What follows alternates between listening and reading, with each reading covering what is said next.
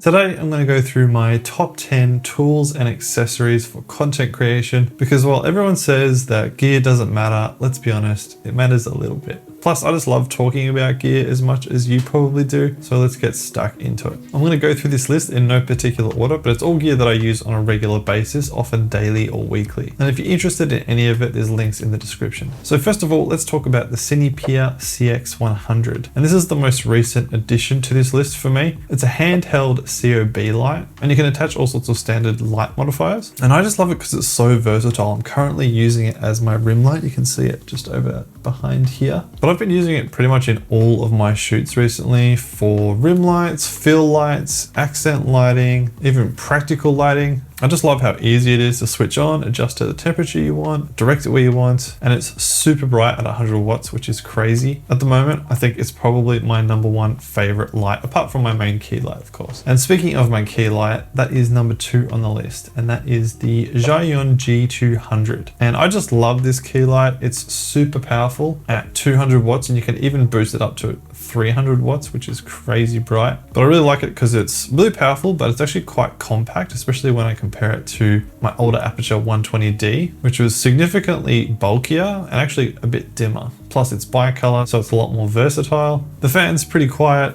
and the compact size just means it's easier to maneuver around my little studio. I highly recommend it as a key light for any content creators out there looking for a quality and really bright key light. All right, next up is my Sony ZV-E1, which is the camera that I'm currently filming on. And for me, it honestly pretty much gives me my dream image quality. I always wanted either an A7S III or an FX3, and lo and behold, Sony released this camera, which is about half the price of an FX3 with the same sensor. So I absolutely love the image quality that comes out of the ZV-E1. Of course, it has some drawbacks. I've had it overheat a couple of times, but for me, as a content creator who just works from home and creates my own stuff, it is the ideal camera. I think if money was no object, then I would probably upgrade to like a cinema camera. But I reckon for the average content creator, the ZV-E1 is absolutely the way to go. Next up, attached to my ZV-E1 is my first ever Sony G Master. It's a 24mm. And the reason I got the 24mm is because I shoot in a pretty small little YouTube studio on a regular basis, so I needed a wide angle. Plus when I pair it with the ZV-E1, which has clear image zoom,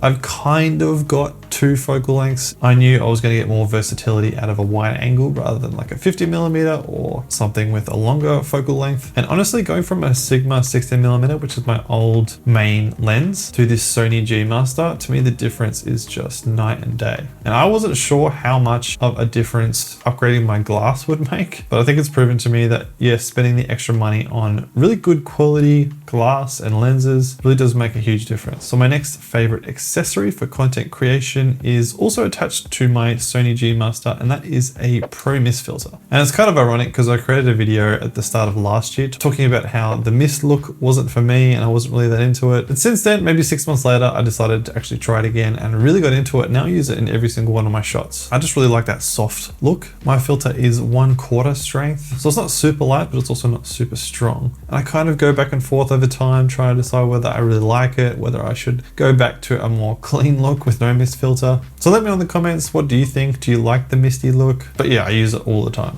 Now just quickly, another tool that I use on a regular basis to help me stay focused is Magic Mind. Magic Mind is a nootropic performance shot that I drink alongside my morning coffee every day. I love it because while the caffeine boost from my coffee wears off in about 3 hours, Magic Mind gives me clear mental energy for the entire day without any caffeine jitters and without disrupting my sleep, which has been a massive game changer for me as someone who works for myself, and so focus and productivity is super important to me. It has all natural ingredients including matcha, turmeric, lion's mane and cordyceps mushrooms, as well as ashwagandha and vitamin C, D and B3. These are all designed to improve brain function like focus and memory, plus I find it really helps reduce anxiety and stress. Magic Mind has a 60-day money-back guarantee, so you can try it out risk-free. I definitely recommend trying it to see if it works for you. I personally wasn't sure if something like this would work for me, but after trying it, I was definitely convinced. So if you do want to try it, make sure you use the link in the description below and use the code KENDLE20 to get a 20% discount on your first order. Next up, I have a piece of gear that I consider pretty essential if you're editing your own videos, and that's an NVMe drive. And I've used a few different NVMe drives over the years. I've used some from Uni Accessories, Orico, more recently recently I've been using some from Grau Gear, but the reason I like using NVMe enclosures so much is essentially because you can get more storage that's faster at a relatively cheaper price when you compare it to buying a pre-built external SSD. Like for example, I recently bought a 4 terabyte NVMe drive for about $350, and that can get speeds of up to 7,500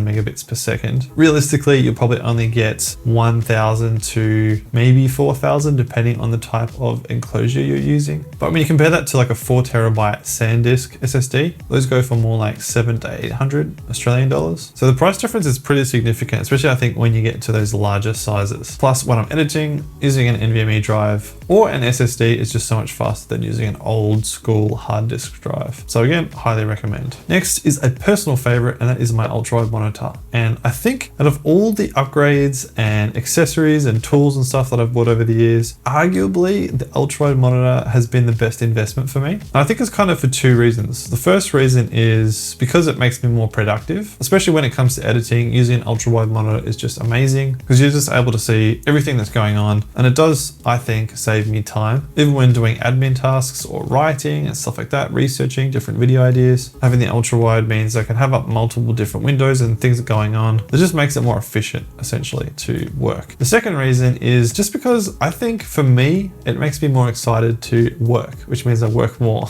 And the reason I get more excited is just because it's actually really nice to use. Like it feels nice to look at, it feels nice to sit in front of. It's got a slight curve, so it feels really comfortable on my eyes. And I've said it before, I think anything that reduces the friction to you doing work is a good investment because it means you'll be more motivated and less demotivated to actually go and get your work done. All right, next up, we've got another light. And this one is probably my most trusted and arguably the most used light that I've got. And that is the WeLight K21 LED tube. And this is like a pretty cheap, basic LED tube. Doesn't do anything fancy. It's not super high quality, but I've just found myself using it so much over the past couple of years in all sorts of different scenarios, similar to the CX100. I just find it to be really versatile. Plus the fact that it's RGB means that I can use it again for all sorts of different applications. I'm currently using it as a practical light, kind of a background fill light, I guess, in my videos. And I'm sure it's going to continue to appear in my content for quite a while to come. All right, next up is kind of a bit of a basic one, but it's my SD cards. And for the first probably 2.5 years of creating content, I only used a single SD card. And that was this SanDisk Extreme Pro, which only goes up to 95 megabits per second, which I only realized recently. 64 gigabytes, and it served me really well. Never had any problems with it. But recently when I upgraded to my ZV-E1, I realized I couldn't shoot in higher frame rates with only a 95 megabit per second SD card. So I recently upgraded to a pair of Lexar Professional 250 megabit per second SD cards. And I've been loving them, both 128 gigabytes, which has been great because I can store more footage. It's not been so great because then I end up just leaving a whole bunch of old footage on these cards. And when I go to shoot, I have to go and clear it all. But yeah, I've had great experience with SanDisk and Lexar SD cards. And then last but not least, this is another one of my most used and potentially most loved pieces of equipment, and that is a C-stand. And if you're not familiar with C-stands, they're typically used as lighting stands, and they're just really solid. I'll leave mine permanently set up with my key light attached, but also use it from time to time for overhead camera rigs, which is really handy. I've actually been wanting a second C-stand for quite a while now, but I kind of just don't have the space in my little studio. So we'll see how we go. I'm sure eventually I'll get a second, and I also need some sandbags